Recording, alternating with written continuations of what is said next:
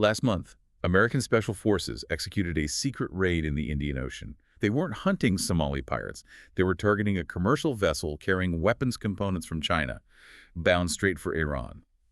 And this action raises a critical question for you, the listener.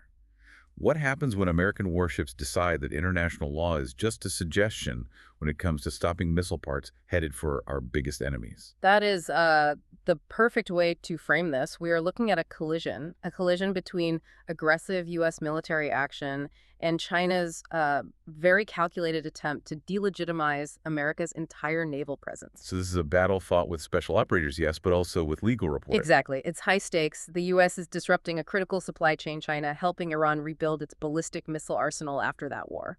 So our mission today is to get right down to the facts. We're going to look at the raid itself, the dangerous military connection between Beijing and Tehran, and why China is now trying to brand the U.S. Navy as global pirates. And to really grasp this, you need to understand the history of that China-Iran partnership and why China thinks a legal counteroffensive is their best weapon. Okay, let's unpack this raid.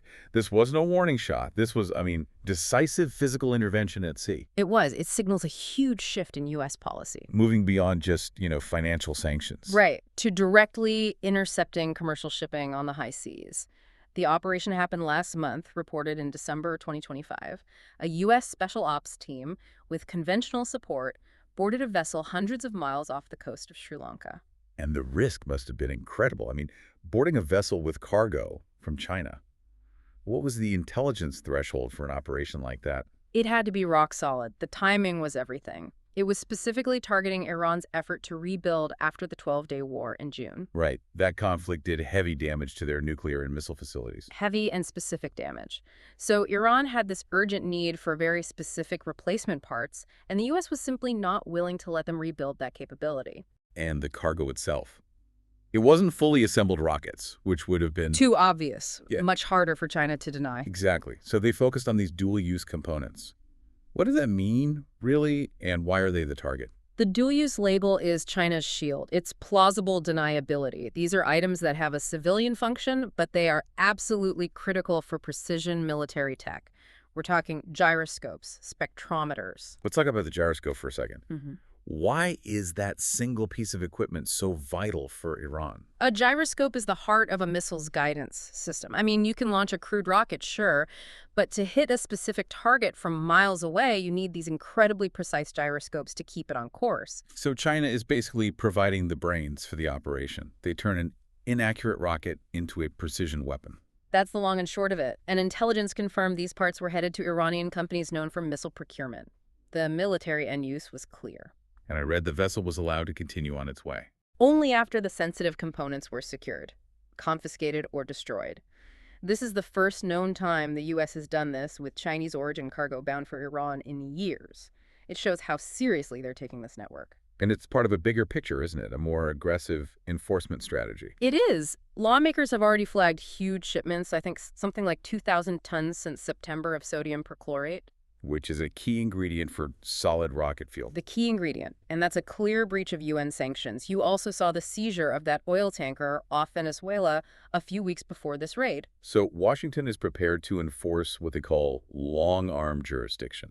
Let's define that for a second. Sounds pretty dramatic. It does, but it just means the U.S. asserts the right to take action against things happening outside its borders if those activities threaten U.S. national security. Seizing ships in international waters is the ultimate expression of that.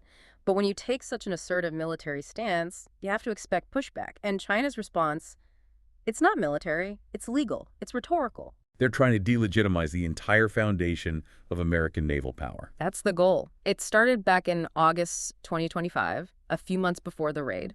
The China Institute for Marine Affairs released this unprecedented legal assessment of the U.S. Freedom of Navigation Program, the FONAIF program. Okay, wait, let's define FONAIP clearly for everyone. What is the U.S. Freedom of Navigation Program? Simply put, it's the U.S. Navy's way of challenging what it considers excessive maritime claims.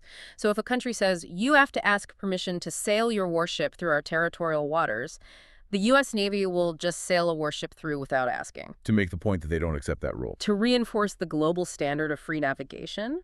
In China's report, it pulled no punches.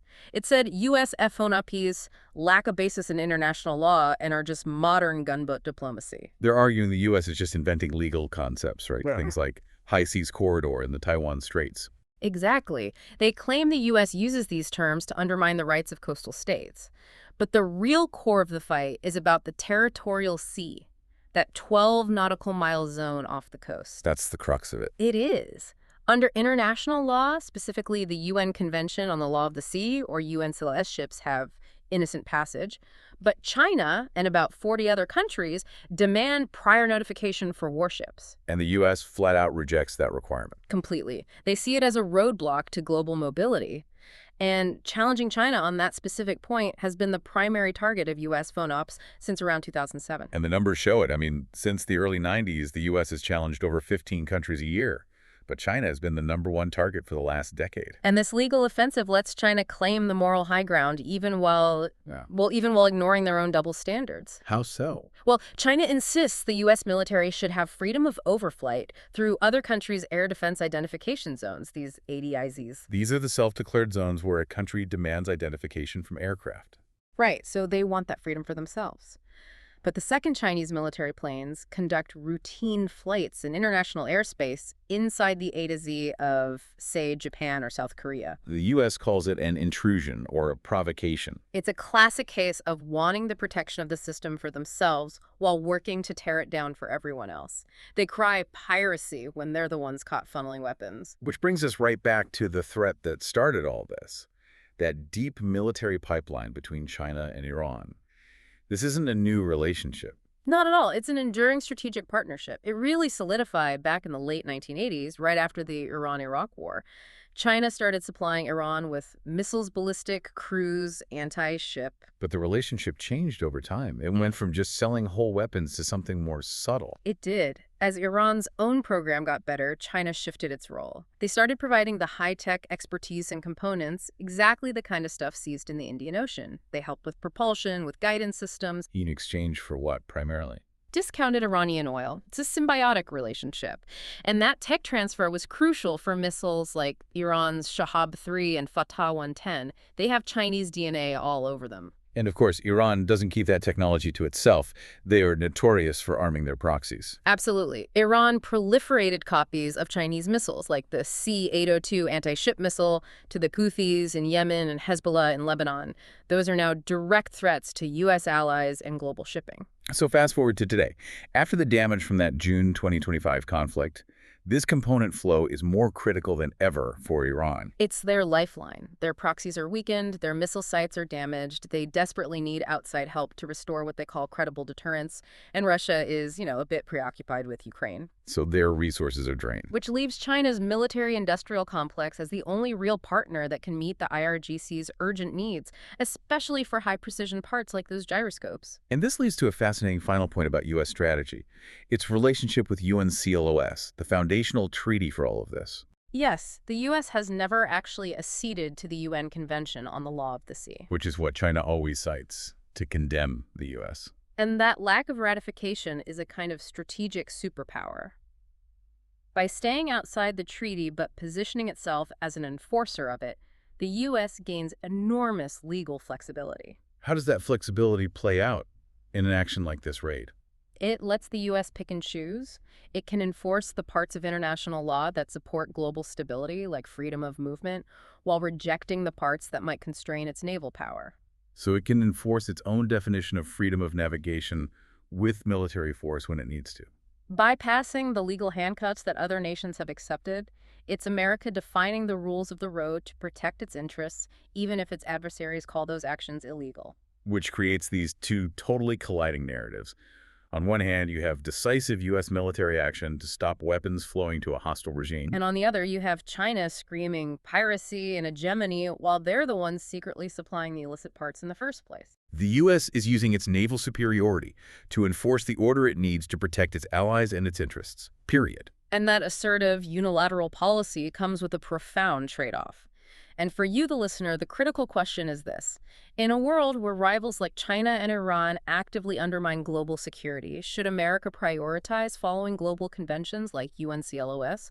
Or should it use its unique power to enforce a safer maritime order, even if that looks like piracy to its adversaries? The seizure in the Indian Ocean confirms America is choosing to act first and deal with the legal fallout later.